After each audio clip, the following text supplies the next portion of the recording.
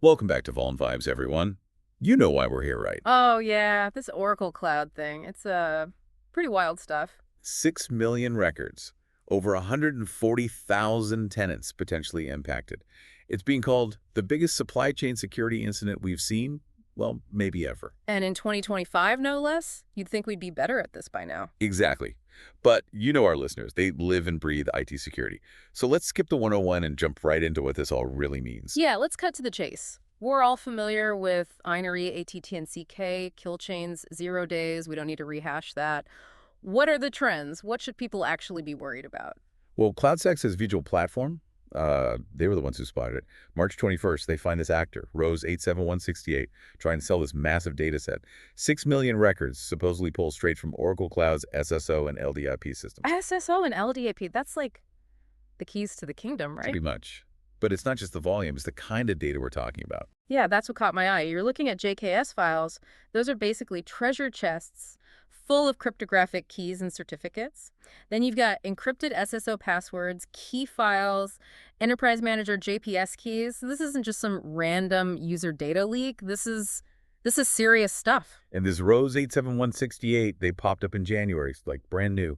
But the tactics, Yeah. sophisticated. They're actually encouraging people to try and decrypt the passwords. Sounds like they might not even have plain text access themselves. That's what it looks like. Plus, they're running a ransom scheme, hitting up all those affected tenants, saying they'll remove their data for a fee. Aggressive, much. So how'd they even get in? I mean, Oracle Cloud, that's supposed to be Fort Knox. That's the million-dollar question. CloudSec, they say their intel points to a potential vulnerability, maybe undisclosed, something in that login.region-name.oraclecloud.com subdomain. Targeting the login infrastructure directly makes sense if you're going after SSO credentials. Right. And then there's the whole X angle. This Rose87168 sets up an account, starts following all these Oracle-related accounts, even bragged about compromising login.us2.oraclecloud.com, which, surprise, surprise, has been offline ever since. So not just a skilled attacker, but a brazen one, too. Absolutely. And when you start digging into the possible attack vector, well, it gets even more interesting. Analysis suggests there might be a connection to the Oracle Fusion middleware server. Fusion middleware server. I haven't heard that name in years. Isn't that ancient? Let's just say it hasn't seen an update since 2014, at least not according to what's publicly known. So Yeah. yeah, kind of ancient, which makes you wonder what kind of legacy components are still lurking in these cloud environments. Right. You got to think, if they're in there, someone's probably found a way to exploit them. And that brings us to CVE 2021-35587, a critical vulnerability in Oracle Access Manager, part of that Fusion middleware. This one was added to CISA's known exploited vulnerabilities catalog back in December 2022. December 2022, that's over 2 years of this thing being out in the wild, ripe for the picking. So the question becomes, if this attack did leverage CVE 2021-35587, why wasn't it patched?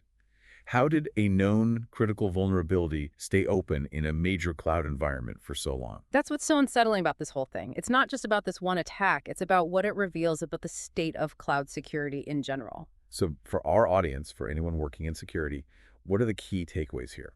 I think the supply chain aspect is huge. When you have a breach at a major cloud provider like Oracle, the ripple effect is enormous. Every organization that relies on their infrastructure, their security is now potentially weakened. Absolutely. And then there's the specific data that was compromised, SSO and LDAP. That's essentially a roadmap for lateral movement. Attackers could use these credentials to jump from one organization to another, wreaking havoc across the entire ecosystem. And those JKS files, the key files, that's not something you can easily rotate. The impact of that compromise could linger for years, requiring massive remediation efforts. It's a nightmare scenario.